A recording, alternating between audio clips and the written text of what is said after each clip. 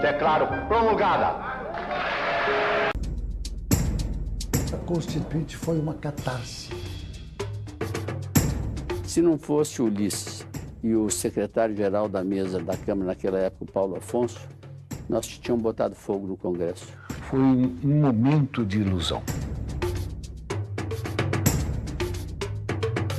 Construímos uma democratização processual no Brasil. Eu era um militante considerado de esquerda. A gente tinha uma noção de que a gente estava mudando o país. A ideia era construir um país novo, um país democrático. Era a criação de um novo Estado. Um momento de liberdade. Lutei muito por uma constituinte, mas no sentido histórico da palavra. Com a exaustão do regime militar e o processo de abertura política, os movimentos de resistência democrática se mobilizam na luta por direitos e garantias. A ideia de uma nova Constituição é incorporada pelas forças que elegeriam Tancredo Neves, o primeiro presidente civil em 21 anos de ditadura. Porém, a trágica morte do presidente eleito parecia o último obstáculo no caminho da Constituinte. Esse compromisso com a nação, o Pacto Constitutivo da Aliança Democrática, tornou possível eleger Tancredo Neves e José Sarney. Ao mesmo tempo, tornou possível a convocação da Constituinte. Muitas pessoas falaram comigo naquele momento que nós não tínhamos ambiente para convocar uma Constituinte. Quando é que se justifica uma Constituinte? Quando há uma ruptura de uma ordem, ou para a inauguração de uma nova ordem, né? No nosso caso foi muito especial, porque não houve propriamente a ruptura de uma ordem, né? Nós queríamos que tivesse havido a ruptura de uma ordem. Nós não tivemos um grande evento para determinar a Constituição de 88. Nós tivemos uma retirada militar bem planejada, com uma característica muito clara. Ela tinha suas metas: lenta, gradual e segura, sem alterar a estrutura de poder anterior. A Constituinte teve todas as virtudes de uma revolução. Ela rompeu com o passado e ela encaminhou o país para diante. Foi um processo que não foi de ruptura, mas que implicou numa mudança. E é difícil entender isso, até intelectualmente, porque todo mundo esperava, vai ter a ruptura. Não teve. Então não vai mudar nada. Mudou. Todo mundo queria participar diretamente, ninguém aceitava a opinião pré-escrita de sábios. Instalada a Assembleia Nacional Constituinte. Ao ser instalada em fevereiro de 1987, a Assembleia Nacional Constituinte elege Ulisses Guimarães, presidente dos trabalhos e o principal condutor do processo.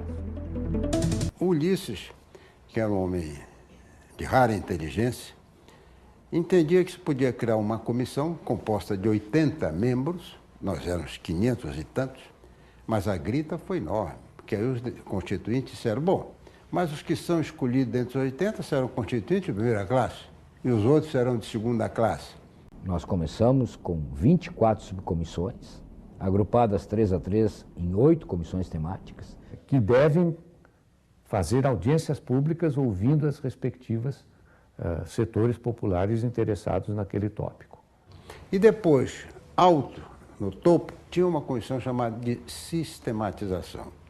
Essa comissão é que iria sistematizar os trabalhos das outras, mas que caberia ao relator o texto final, desde que ele tivesse seguido a orientação das comissões temáticas.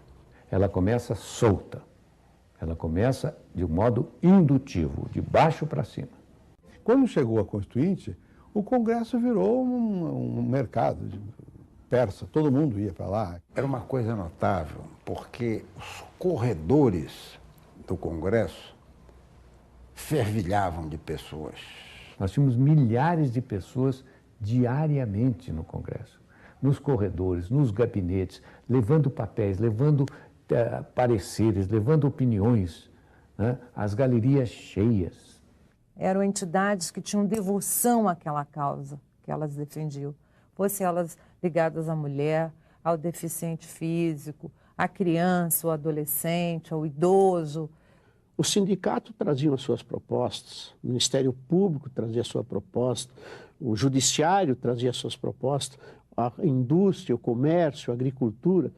Você deu a palavra para representantes mais diversos da sociedade brasileira. Tinha garimpeiro, tinha sem terra, tinha com terra, tinha banqueiro, tinha bancário. Tinha índios, operários, você tinha de tudo ali procurando buscar a realização dos seus direitos. Era a organização de prostituta, era a organização de menino e menina de rua, era a organização as mais variadas de setores normalmente desorganizados em qualquer sociedade. E aqui eles apareceram, vieram depor. O regimento interno da Constituinte abriu a possibilidade para a sociedade participar do processo, apresentando emendas populares.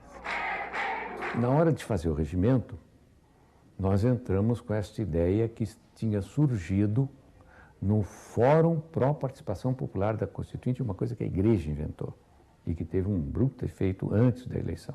Ele tem um sonho do Brasil, todo mundo levantou ideias, todo mundo fez propostas, coisa muito rica. Nas eleições de 1986, o PMDB teve uma grande vitória. Conquistou maioria na Câmara dos Deputados e no Senado e garantiu ao partido os principais postos de comando da Constituinte. Tem início uma longa disputa de poder e influência, que resultou em seguidas tensões entre o Congresso e o Palácio do Planalto.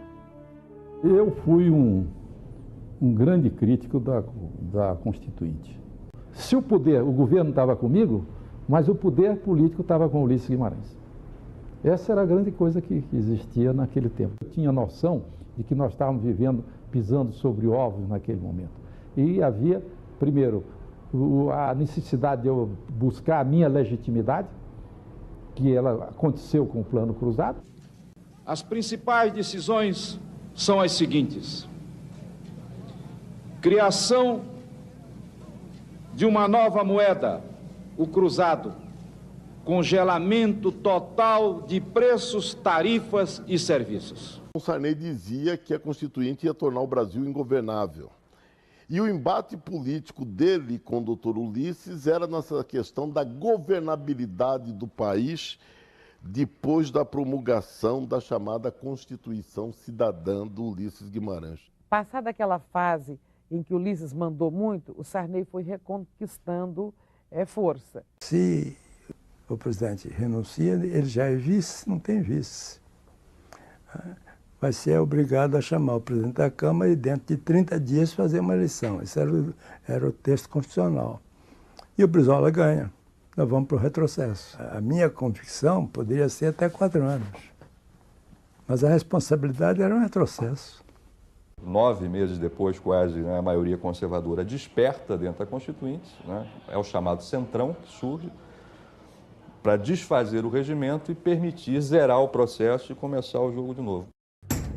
Foi a última linha de produção de lideranças políticas do Brasil. A promulgação da Constituição, em 5 de outubro de 1988, simbolizou o fim de um período obscuro da história do país. O documento da liberdade, da dignidade, da democracia, da justiça social do Brasil. Que Deus nos ajude que isto se cumpra.